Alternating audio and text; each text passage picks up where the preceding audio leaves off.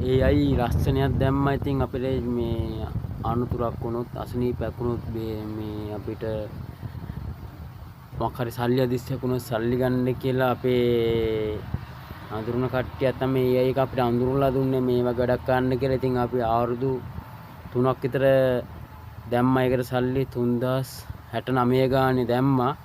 ඉතින් 3069 කොට 3070ක් දැම්මා අපි. ඉතින් අවුරුදු 3ක් ඉතින් ලස්ස ගානක්. ඉතින් දැන් අපි අද අපේ තාත්තා හලාවත ගිහිල්ලා AI එකට ගිහිල්ලා බැලුවා.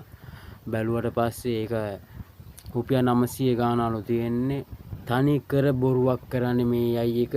මම මේ වීඩියෝ එක දාන්න කියලා හිතන් ඉන්නේ. දන්න එක්කෙනෙක් ඉන්නවා නම් මේ AI එකකට බොරු එකක්. ඉතින් මේ වගේ තැන් වලට සල්ලි බැඳලා බොරු වැඩ වලට නහත්ති කරන්න එපා. මේ AI එක කියන්නේ තනි කරම බොරුවක්.